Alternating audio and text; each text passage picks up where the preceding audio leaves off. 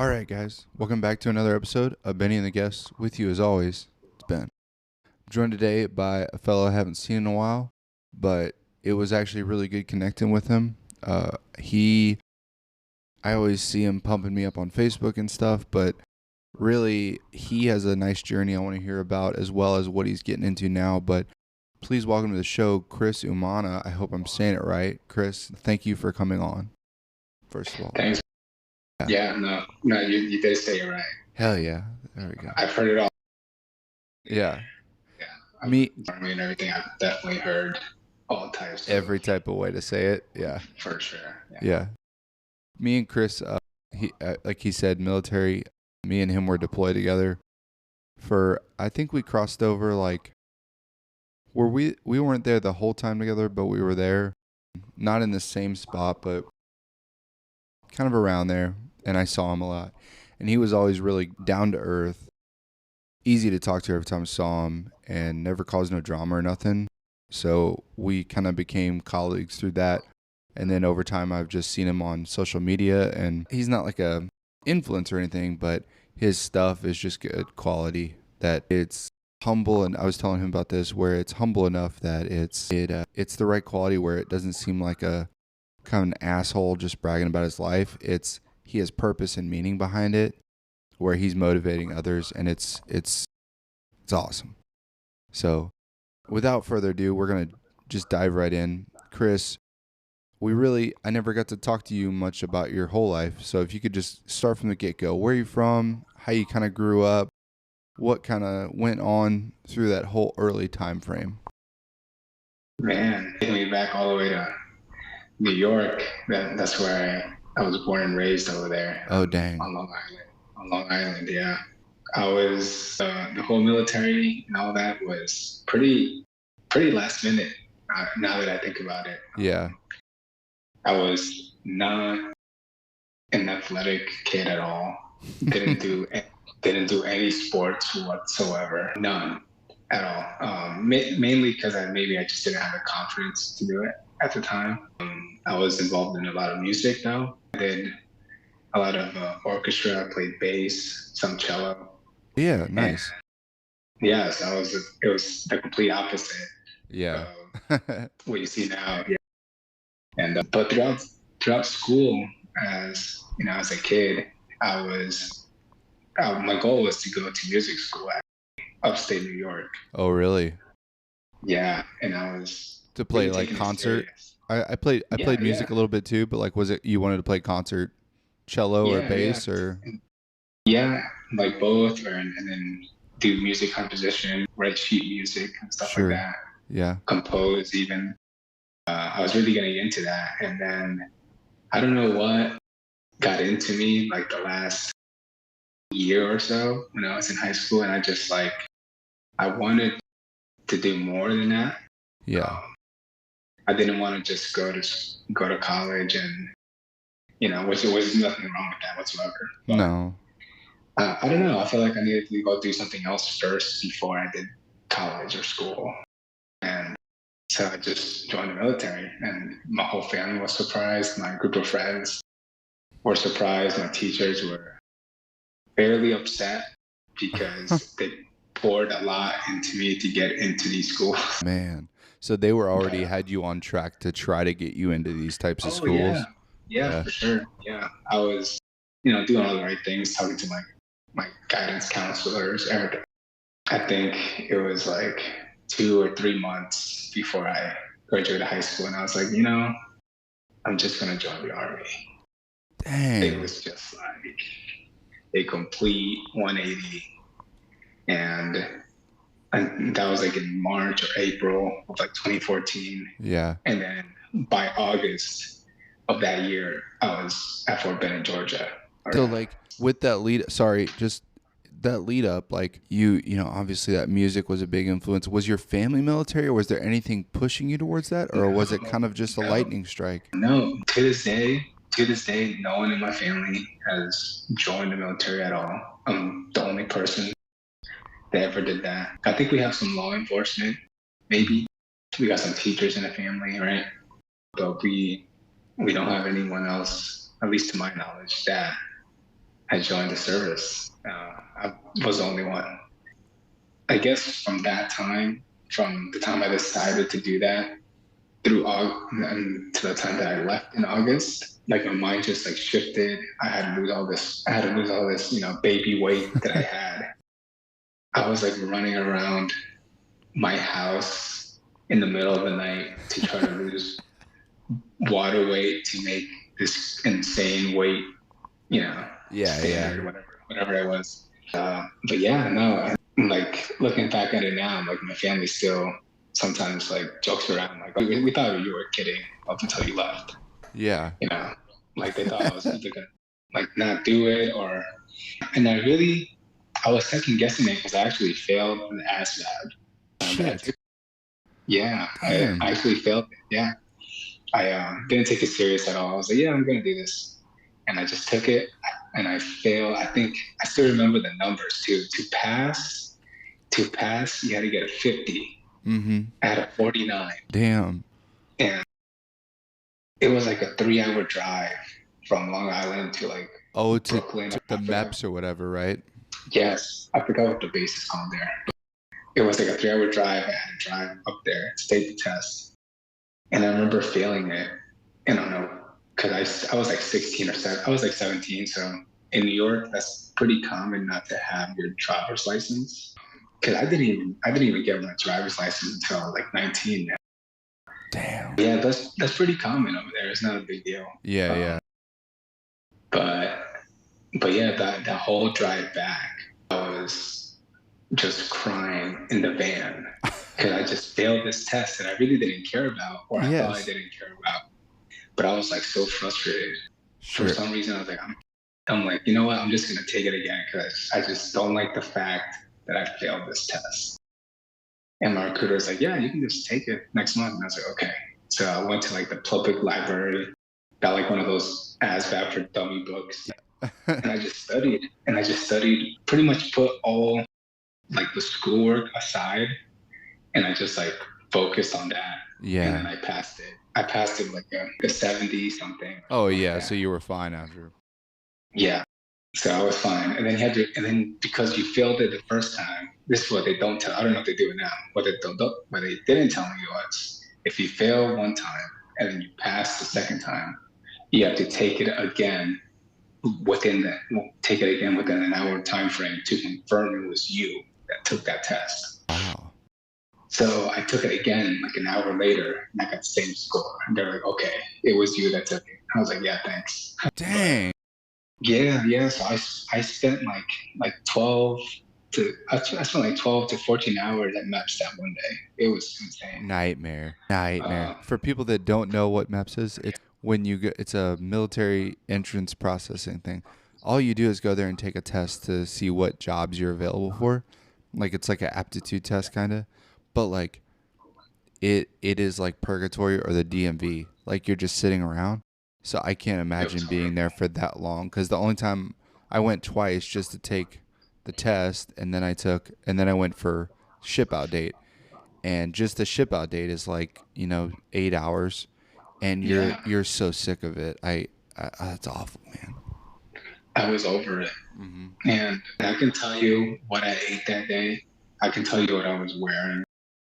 I can't. And what's crazy is that I can't remember stuff that I said last week. Right. But for some reason, that time frame, like, I guess they meant so much to me because it just like cemented in my brain. Like I just remember that very vividly. But yeah, I went to Fort Benning, Georgia after that for basic training. I was a 25 Lima. Yes, the cable dog. Yeah, I picked that job mainly because like I didn't want to sit at a computer and then my mom had to sign a waiver for me to get in because I was 17. Yeah. And she was like, no, you can't pick infantry. They deploy a lot. All this stuff. Little did we know. Fast forward my whole career, I spent most of my career deployed. Damn. Which I think it was like 7 years in the service. Mm-hmm. 5 of those I spent deployed. That is, It was. I can't imagine. It was a ride. Yeah, that's so much time gone and displaced from the world here. You know, you're in a completely different environment. That is so It's much to take crazy. on. Yeah, it was pretty crazy. It was just like I would leave. Like I went to Iraq the first time. Yeah. In 2015. Like I got to my unit, and then a month later I was in Iraq. Damn. Where did you go? Yeah, Where was your first unit? Fort Hood. I was at Fort Hood. Oh no. First duty station. Yeah. Was it a signal unit? It was a signal unit. Okay. It was 11th Signal Brigade. Okay. And did you? Now that was to Iraq, was it a good experience for you, or was it kind of rough? Like 9 months, I imagine. Or? It was 9 months. It was close to 10 or 11. We got extended out there. Ooh. Yeah, we got extended out there like a month and a half or so. Yeah. So we left on 9/11. Sure. And yeah. And why not? by 16. Yeah. Oh my God.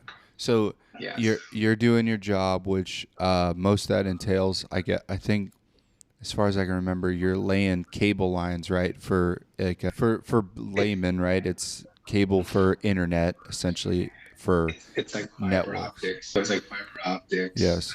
Like as like an E1 or E2, you know, they toss me everything. They toss every type of job at me. You know, I was like pulling security at one point. At the ACP gates, at the bases. I was like a radio guy for like QRF teams for like 4 months. Yeah. Like, you know, I did more than just what my job description, but that's everywhere. Yeah. Yeah. That's hard too, because I don't think people understand that like these guys like that, like those type of jobs, they still at that point in the war were getting tasked out for this random shit that like you're like, you want me to do what? And then you're doing it. Yeah, I was doing all types of. I think in those 9 months, I actually did my job maybe like a handful of times. Yeah. Did you enjoy it, or? It was fun. It was fun for sure. It was definitely something completely, you know, completely different from what my friends were probably doing back home. Yeah. So that was it was something for sure. You know, there was still a lot of like, I think at that time, it's crazy. Like even right now, just talking about it. Yeah. It's very foggy. Yes. Just even talking about it, which is what I was telling you. Like it's very, very foggy for some reason. But no, it was like at that time we were still getting hit like every day. Yeah. Every day. I always tell people about this funny story about being in the showers, and then you always have to have like your M4 on you or whatever you have. Yeah. Take a shower, and then the alarm goes off while I'm in the shower, and I have to hop out the shower, and I have to hop out the shower and have to go into like I forgot what's it called. The bunker. The bunkers. Yeah. I have to go into the bunker, and I have my M4 and a towel just covering me, and it was December or January. No, it was freezing. Yeah. And it was freezing. I just remember just like, and I had like flip flops. I don't even know. And I was just like 18-year-old me just in a bunker. You know? For I think it was like 2 or 3 hours, and it wasn't. Yeah. Minutes. One of those ones that's like super long, and you're just waiting it out. Man, I just remember that it was pretty traumatic though, now that I think about it. But yeah, and then from there, I think I came back home for 5 months. I went to Afghanistan. Damn, 5 months? Yeah. You didn't have like the reset time or anything, or you waived it? They waived it. They waived it. Yeah. Yeah. So like I got back, and then they put me into another unit that was about to deploy again. So I left again. Were you upset about that, or were you cool with it, or? I was cool with it. Yeah. Just because at that point I definitely drank the army Kool-Aid, and I was like, Mm-hmm. oh, this is badass. This is cool. Yeah. Yeah, I was like, 19, 20. So I left again, and I think that time, in the middle of that deployment, I was like, okay, I kind of messed up on this one. I didn't feel like it was as enjoyable as the first one. Yeah. But I think that was mainly just because of either the environment or maybe the people that I was with, because the people definitely help a lot while you're out there. Yes.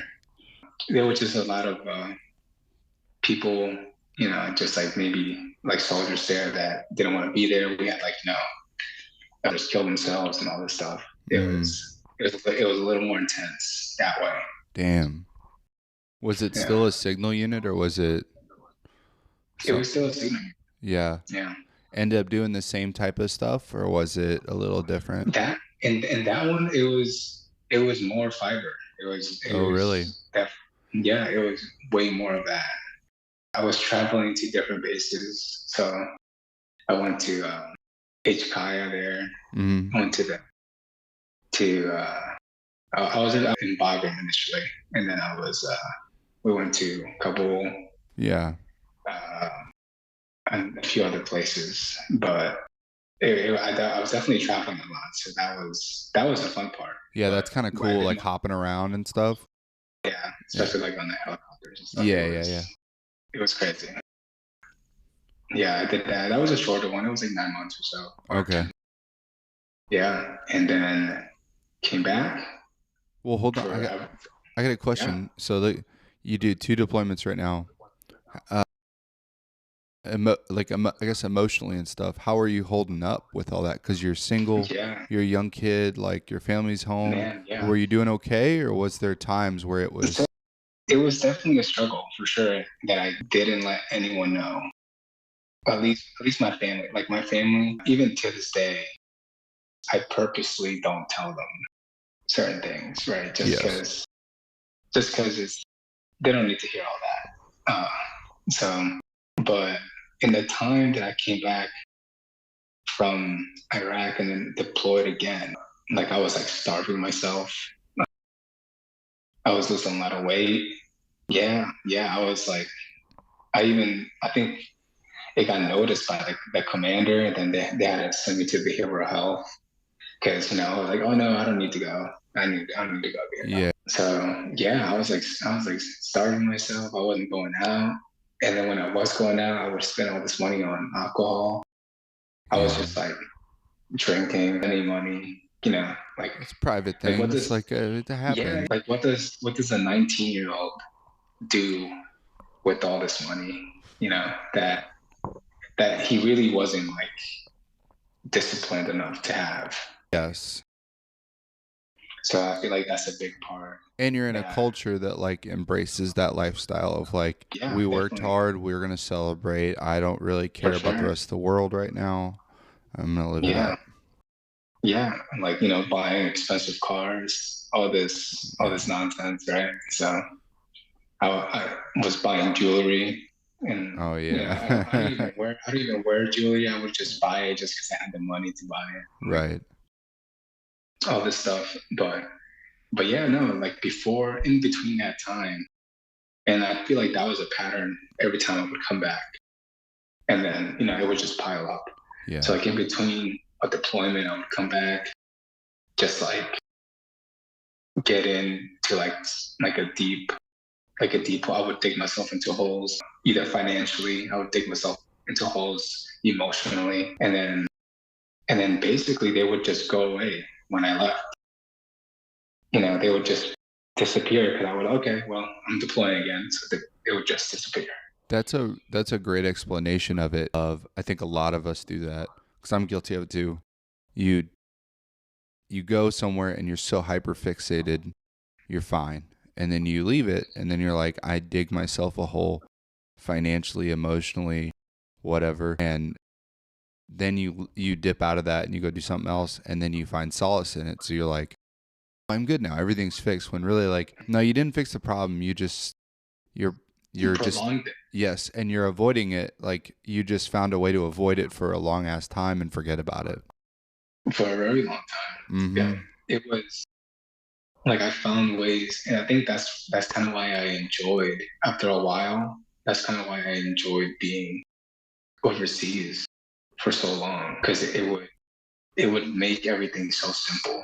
I didn't have to worry about anything. If I didn't want to talk to anyone, I would just be like, well, I couldn't use my phone. Like I would just make up. Yes. Yes. I would just make up stuff. Yeah, I would just like it was just like a cycle for years, and then that last time that I was there was when you and I met, Yeah. and then our unit there was scattered all over the Middle East. It was pretty crazy. I didn't understand how scattered that unit was. It's the weirdest deployment when I explain it to It was people it because was it's very it's yeah nowhere near what a normal deployment should be. It's a no very interesting experience. I was always at Bagram, obviously, but you were at an offsite, I believe, and then all these yeah other yeah dudes were just. I mean, everybody was at different sites, and it was so disconnected, but it ran somewhat okay. It was just weird. it was very weird, but it worked. I mean, it worked, and then Yeah. but originally I was just supposed to stay in Qatar. I was like Yeah. my Yeah. that was like my place to be. I was supposed to just stay in Qatar the whole time. That the ego that I had in me at the time, I was like, just like a young E5, young sergeant there. Yeah. And I was like, no, I want to go to like Afghanistan and go, because I've been there so many times. I just want to go back, right? So I was like doing all these things to try to get out there. Finally got out there. I think that's when I met like everyone else at Bagram. And then I spent most of my time at Camp Arena. Yeah. Okay. I was trying to Camp think. I'm Arena. like, I don't remember where you were, but Camp Arena. I remember that. Yeah, it was. Yeah, this is like this really tiny Italian base on the Mm-hmm. border. Did I lose you? So Shoot, I far lost you for a for minute, Chris. I lost you. I don't know for 8 months, 9 months, whatever it was. What was that? I lost you for a minute there. Oh, Yeah, no I may problem. have It cut was off. you said Camp Arena. You said it was a little Italian base. Where at? It So was like right there. super far east. Yeah. It was just out there. Like leadership barely went out there because it was just so far. Yeah. But it was just me and one soldier out there for like 9 months, 8 months, whatever it was. Yeah. But yeah, I was just out there with the Italians, and those people, those guys, man, It's they're they way party, different, right? Yeah, they partied. they party out there. Yeah. It's like you're not even in Afghanistan out there. It's like it was definitely something. But yeah, I was out there, and wow, that point, I really wasn't doing any fiber, any of that. I was just doing help desk, IT, just doing like, yeah, just like working on servers and all this other stuff out there for the Italians. Yeah. Yeah, because I guess that was the big thing was checking on network stability and all that. Did you enjoy that time or was it indifferent or I did. No, yeah. I did mainly because I kind of liked being in a leadership position out there, and I kind of liked calling the shots out there. And I felt like it was like I was good at it. Yeah. It was definitely something that I wanted to do. So when I finally got that type of position, it was definitely like it definitely helped me out a lot after I got out as well. Like it gave me a lot of confidence. Yeah. Did you did that was that the same as mine where you were there for 12 months total or no? Yeah, It yeah. was 12, right? Yeah. I was out there. It was probably I like was 10 supposed to or be out there 11, for but I was supposed to be out there for 12, and then we got hit with COVID oh. while I was still out there, and I Yeah. ended up being out there for maybe a year and a half. Yeah, God, 18 months yeah, is a nightmare. For those that yeah. don't know, Afghanistan turned a little different towards the end when me and him went for that time because Afghanistan was obviously dialing down already. So like while it wasn't bad,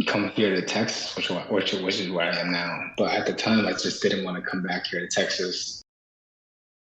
So I just like, okay, where can I go that I don't know anyone?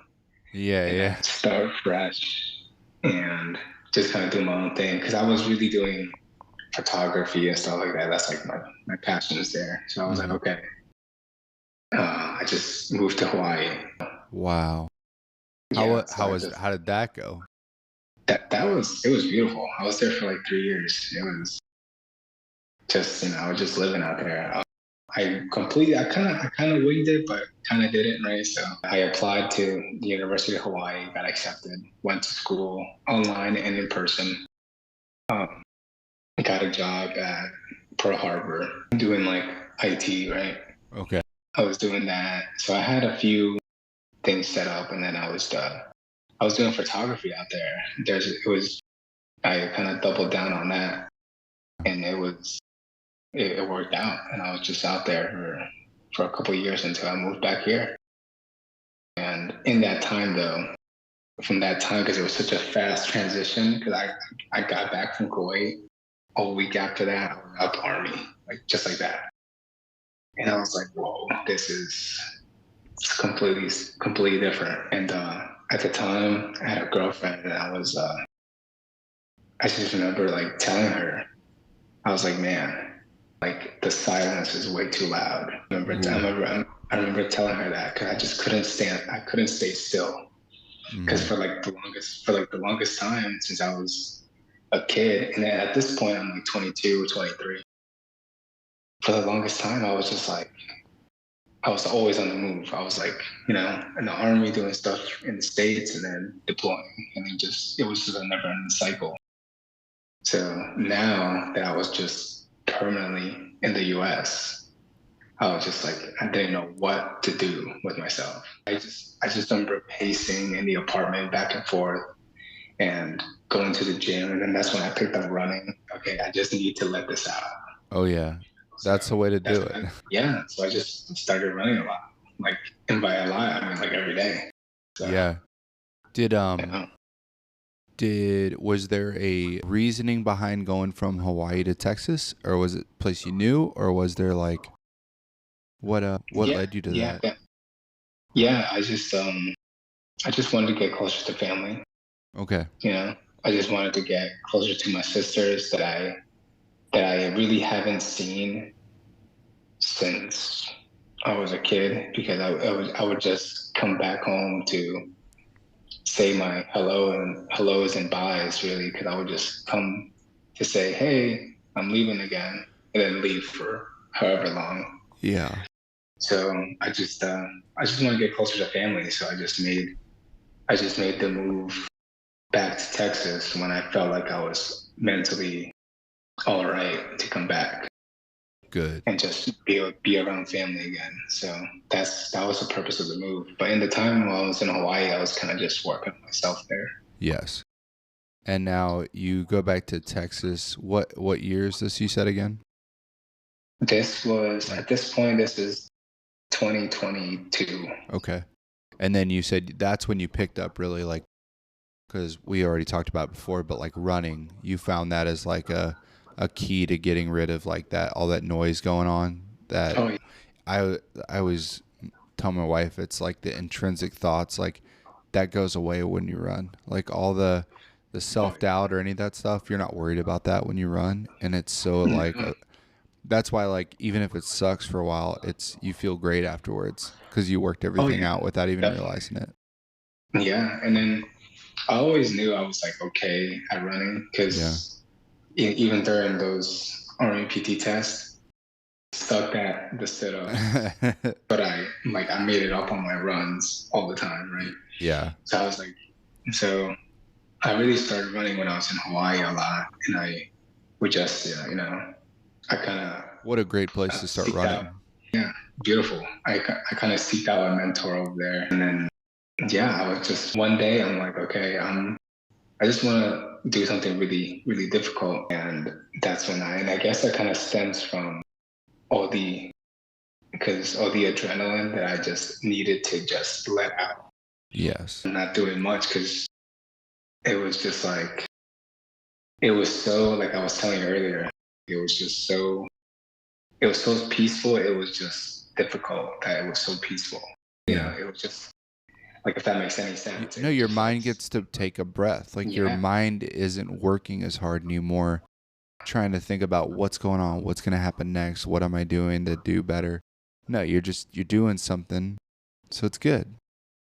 yeah, it was just, and then it was just very odd because I would go to school and then I would, work, and I'm like, oh, okay, this is, because before that, all I knew was deploying and the army, right? Mm-hmm. Because I was just so young. So I'm like, oh, okay, this is what, and I remember telling myself, I'm like, this is what people do. Like, they just go to school and they Yeah. just have a job.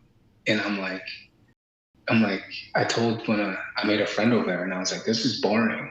Like, I was like, this is boring. Like, I'm getting bored of, like, whatever this is. Yeah. And then that's why I really like picked up running, and I started like just signing up for like races and stuff like that. And like, I seeked out a mentor, and I was like, hey, like, what kind of running do you do?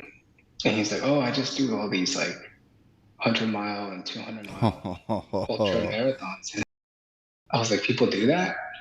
He's like, yeah. I'm like, where can I, that sign up for one? yeah, that's a rabbit hole, man, to go down. Yeah, Yeah. and it just went from there. I was just like, oh, like, I think I can do this. And then I just like trained like to the extreme. And Yes. like, it was, yeah, like, I would like go out in the middle of the night, and I kind of did that. Just now that I look back at it, now that we're talking about it, like, I feel like I did that mimicking the feelings that I had while on deployments. Like, I would purposely wake up at 2. Like, I still do that now. Yeah. Like, yeah, like right now, for example, right now it's 11. I'm up by 3, no matter what time this finishes. Wow. Like, but it's just like one of those things where I kind of purposely, I'm like, okay, I'm just gonna get up at 2 a.m. to go run. And then I remember I had a roommate. He's like, why don't you just get up at 7 or 8? And I'm like, no. I'm like, it's too convenient. Yeah, yeah. I Cuz remember telling him that. the fun part Yeah, is like the difficultness of it. Cuz yeah, yeah, I've done a yeah, couple runs in Missouri where it was like 20 degrees or something, and I would just go like 10-mile run, and all my buddies at work are like, what the fuck you doing? And I'm like, yeah, it's like, yeah, it sucks, but there's something so peaceful, like nobody's around, and then at the beginning of your day you did something crazy hard. Like yeah, it's so yeah. soothing. And even to this day, I still have friends who are like, what are you doing, bro? Like, Yeah. yeah, like, I don't have to go to the gym at 3 or 3:30, but it's like, I enjoy that. Yeah. I enjoy that feeling of being up that early. Sorry. No, what was that? Do Go you ahead. have you done any ultras in the past like 2 years? Have you like gone up to that Yeah, level yet? yeah. So like, I skipped Then I skipped all of them. oh I skipped no. I skipped the half. I did. To this day, I haven't done. I don't even think. I think I've done an official half, maybe. Like, I skipped the half. I skipped the full marathon, and I just went and signed up for this 100-mile run, and I just did that. Like, I think that was a few years ago. I did that like in 2021. Like, not that far after I got out of service. It was just like, I needed something. I needed Yes. something to like something tangible. I feel like, and I feel like that's what I gravitated towards. And ever since then, I've done a lot. I can't even tell you how many, but that was my first one. It was actually here in Texas, like an hour from here. But and then I tried to run the perimeter of Oahu, like the whole island of Oahu over there. Yeah. Try to do that, and I've done like 100Ks and other 100-milers and stuff like that. But Hell yeah. I kind of just stayed at that level of running. Yeah. I saw to plug it, I guess, but that amazed me. I saw you're doing a project El Salvador, I think it is, right? Yeah, yeah, Yeah. So can you tell me yeah, about that? Like I saw it a for little bit sure, and I'm like, that's cool, but I want to know about for that. sure, for sure. Yeah. Well, I kind of I went back because that's where I'm from, El Salvador. That's where Okay. my family's from. That's where my whole family's from. Now that I'm here in Texas, I feel like, and after being out for a while, I feel like I can kind of go back to my roots. I can kind of go back and kind of pay homage to my culture that I feel like I neglected for a long time. Like I just got back from El Salvador like in June. I saw family that I haven't seen since I was like 12. Like it was like a completely different person Yeah. seeing these people. Right. It was just a crazy experience. And just being out there for I think it was like 2 weeks or so. I was like, wow, I gotta do something here. I gotta because I kind of felt a responsibility and I kind of felt guilty in a way. And I see a therapist now, actually. I still see a therapist now, but I was telling them the same thing that I kind of feel guilty that I've been blessed with, having being able to join the service, travel, do all these things, Yeah. and that I haven't given back to my family or the place that they're from. I kind of felt something there and that I could do something there. So when I got back here, I was like, listen, I told my friends, I was like, I think I want to do something with running over there. And so I just started, searching. I was like, okay, what's like the hardest thing I can do out there when it comes to running? That's kind of where I was like, okay, I think I'm just gonna run across the whole country from one point of the border to the other. So that's what I'm working on now. It's a big logistical nightmare. I'm sure. Yeah. I'm sure. Yeah, it is something that I definitely bit more than I can chew already. I mean, I kind of like it. And I kind of started talking about it now because it's a year out from now, roughly a year out. Okay. But like for example, like talking about it with you today, and then hopefully with other people in the future, just getting more eyes on it would be very helpful, right? Because Absolutely. it is definitely something that's gonna cost a lot as well. I'm sure.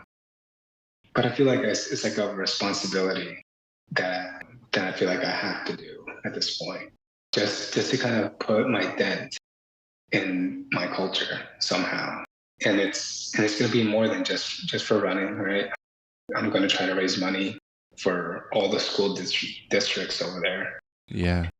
just to give them money for maybe a new library, maybe for new desks, whatever it might be. So which is why I kind of wanted it to be in December because their school year starts like a month after that. Oh, okay. Yeah, so it would be nice to do that before the school year starts so they can have the money and all that. So, trying to get the attention of sponsors or whoever might hear me, it's definitely difficult, but it's getting there. So yeah, I put like the rough route out there just for people to see. Um, I'm working with a friend, a graphic designer friend. She's making me like logos that I'm gonna eventually do like t-shirts and do all these animation stuff, right? For the project that I want to do. Yeah, to get all That's the what I'm money calling up, it. but it's cool because the money is like you're trying to sell the stuff, but and show that get that support out there, but it's all for the best cause, like schools and Yeah. stuff in El Salvador. That I mean, that's amazing, man. That's truly amazing what you're getting after.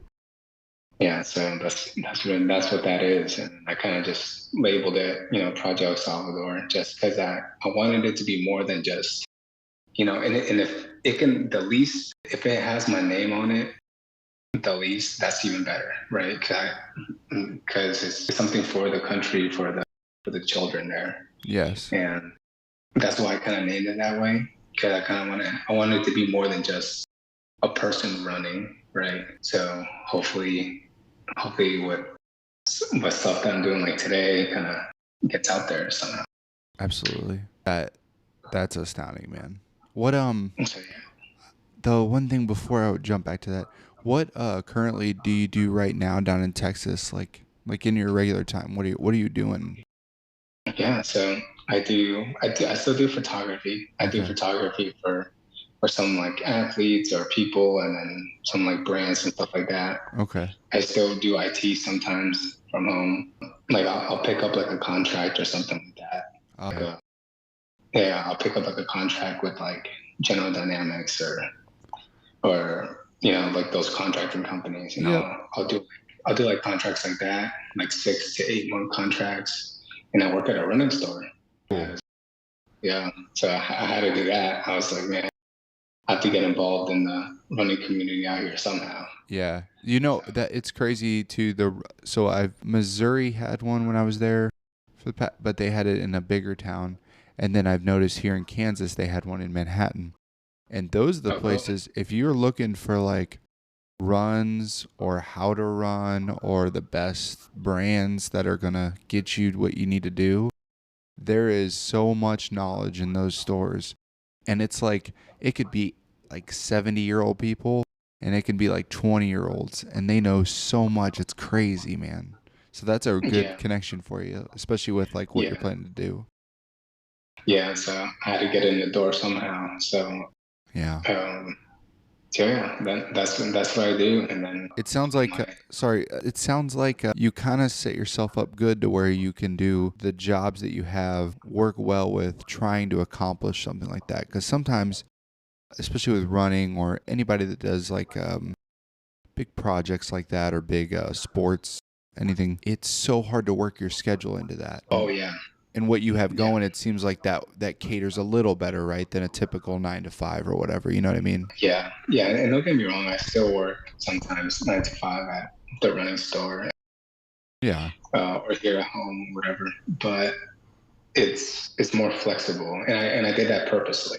Yes. Um, and I did that purposely because it does like the running and everything. It does take a lot of my time and energy, and yeah, it's just like everything. I had to make sacrifices for that. Like I stopped drinking, and I feel like that's another reason why I appreciate the sport so much, is because I was drinking my life away for a very long time. Yeah. So now it doesn't even interest me at all. I'm just like I'm like my best friend's wedding is like in a week in Mexico. So of course I will have a drink, right? Yes. But just for the occasion, just because it's his day there. But like other than that, I don't drink at all. Sure. I'm usually asleep by now. 9 p.m. is my bedtime. Yeah, yeah. Just because I have to go run, or I'm not doing much running right now, but in a few months I'll definitely start uh, running a lot. So I'm not missing out. I definitely have catered, and purposely I have catered my life just around that. That that's good, man. And it shows so much discipline too that you're able to say, "Hey, I believe in this. This is what I'm about." Like I will give up things. And like that's a hard thing too, especially for military, but people in general. Like if drinking was part of your culture for your life and to give it up that hard, especially in your 20s, is something to be applauded for because it takes so much effort to do. That's amazing, man. You inspire me, and what you've come from basically to what you've gone through and to what you're doing. It is a testament to yourself and you're crushing it, man. I'm proud of you. I'm not a dad or anything, but I'm proud of you. I hope I get the word out enough to get some people hearing about this cuz it's a great project, and I am so happy we got to reconnect with this, man, to like Oh talk yeah, about definitely. everything. We definitely have to do another one as as the time goes by, as that race or that run gets closer. Of course, For yeah. sure. I want to check up before it happens, and then I also want to hear about after about all that. Oh yeah. I always hit up my guests again. Usually I try to, so I will definitely be doing that, man. But in the meantime, it was great having you on. I appreciate your time, and I hope you had as good a time as I did. I appreciate it, man. Yeah, it was. Thanks for giving me the time. That was when you messaged me. I was like, oh wow, this is like and like I don't really go around asking or anything like that. So when people ask me to hop on a call with them, I'm like, oh wow, they're willing to give me their time. So appreciate that. Thank you. No problem, man. I'm glad you came on. So I appreciate the time. Everybody, this was an experience, and it was awesome. So until next time, we'll see y'all later.